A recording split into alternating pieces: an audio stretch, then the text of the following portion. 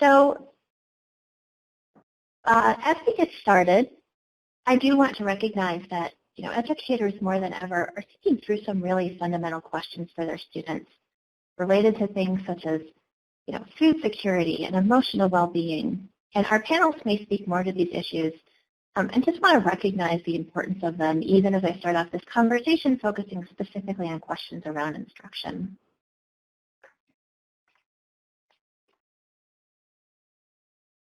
So as we suddenly find ourselves in this really unprecedented situation for going about the work of teaching and learning, one thing we can do is we can turn to research to help inform how we respond to this question of how educators can identify and apply promising practices to support English learner students during remote learning.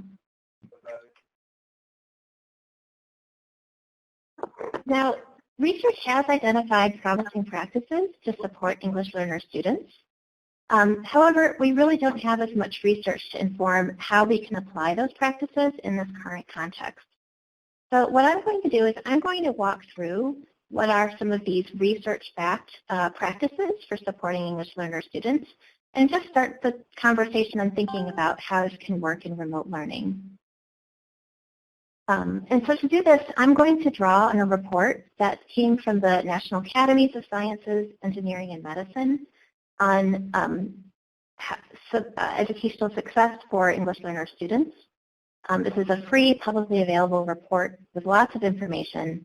I'm going to focus specifically on Chapter 8 that focuses on promising instructional practices. The report breaks these down by grade level, and again, I'm going to focus specifically on the practices identified for middle grade students 6 through 8. But of course, much of this discussion is relevant for other grade levels too.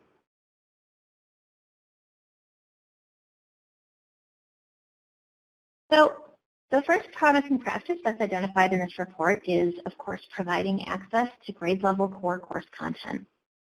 Now, this sort of takes, so this question of access kind of takes on a whole new level of meaning when we're suddenly talking about distance learning.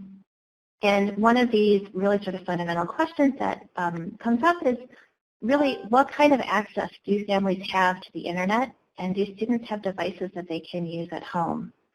The internet and working on a device really has become the primary mechanism for delivering content to students. So we need to make sure that we understand the extent to which students are indeed able to use those or not.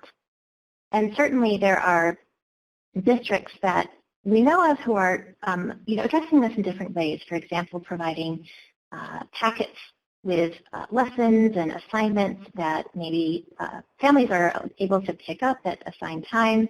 We also have heard of districts who are being creative, using their existing bus patterns to be able to deliver out packets to families. So that is one example of how we can address access and make sure that students still have continued learning opportunities. Another thing is, of course, with this remote learning, this very likely for many students means using new resources, developing new lessons and new assignments. And we have a number of things on the slide here about this, but one thing I want to draw your attention to is whether there are particular opportunities to have collaboration between those who are English learner specialists with content teachers, both to identify which are the right sources, to develop these resources and materials, and of course for using them with students. So some examples for that, supporting that collaboration might be having specific planning time together, inviting the English learner specialists to classroom or lesson check-ins that are being held, giving the English learner specialists access to teaching materials, whether through Google Classroom or something else, so that they can then review and provide feedback to the content teacher. But this may be, again, another important way to making sure that the content that's being used and new and adapted is also going to be suitable and accessible for English learner students.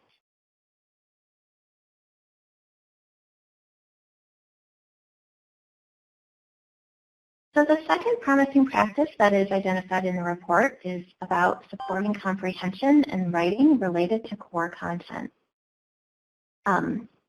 As we think about this itself in terms of remote learning, one of the sort of newest dimensions of this in the remote environment is that it's not just about understanding the content and comprehending the content, but there's sort of a newly found urgency around making sure that they understand the instructions and the materials, making sure they're really explicit and clear, because students don't often have the access to them on their own.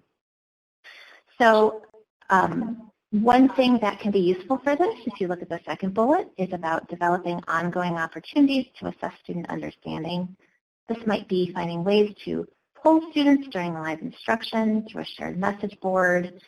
And then, of course, as you have those sort of touch points to be able to sort of see, do they understand the directions? Are they understanding the content?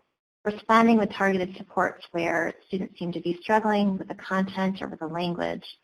Some examples could be having follow-up videos to explain further concepts or elaborate on language that was confusing. One example is I spoke with a math teacher just last week who had given an assignment on Monday, it was due on Friday, had a couple touch points on Tuesday with some students and realized there was a particular concept in that assignment that was not clear to the students. And so she created a video that was very targeted on just that concept and provided it to the whole class, and felt that was a way to sort of supplement the instruction and the materials that she had provided so that then all of the students could understand it.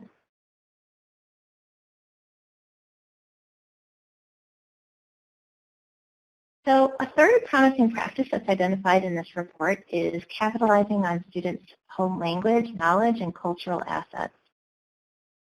So this is something that, we all know our English learner students bring all sorts of rich resources with them to their learning. And it is always a good idea to capitalize on this in their education, but especially now when all of their learning is taking place at home, the opportunities to connect what they're learning with what's happening at home is maybe even more important.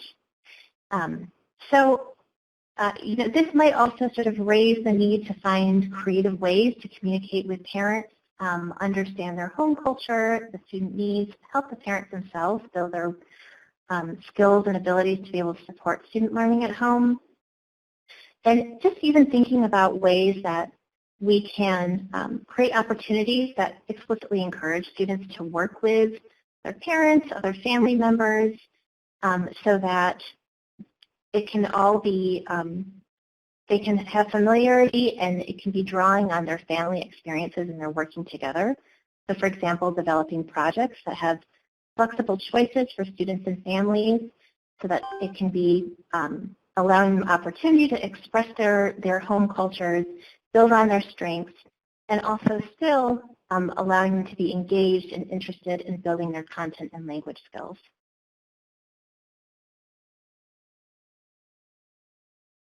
So the final promising practice from the reports I'm going to go over is about using peer group learning communities. Now this is admittedly tricky during remote learning. However, there might be opportunities to think of some creative things. So for example, where live participation is possible, it may be useful to create opportunities for English learners to meet, maybe especially with small groups of other students, to really have the opportunity for that peer group setting to work on content and language development, especially as students might be at home and have less exposure to English language than before. This could be particularly important. And just like in the classroom, it may be useful to provide structures and scaffolds that will make them comfortable and able to participate, such as assigning specific roles in a discussion, using sentence starters so everyone knows how to begin their participation. And one other note is it may be useful to reinforce or modify the norms that have already been established in the classroom to support really respectful and productive interactions.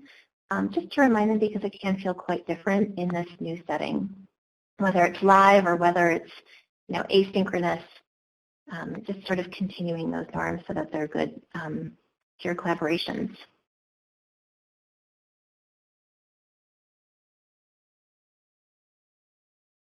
So last, we wanted to highlight just a couple of resources here that are relevant for thinking through how to support English learner students in a remote learning environment.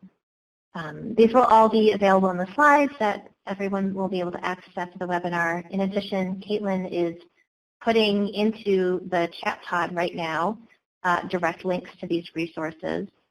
But this includes a mix of webinar recording, blog, and FAQ documents, as well as guidance documents. And of course, the report that I've referenced in this discussion from the National Academies of Science, Engineering, and Medicine. So that was sort of just a high-level initial discussion, and now we're going to hear from our panelists with more sort of in-depth discussion of exactly how they've been addressing these kinds of questions and implementing these things.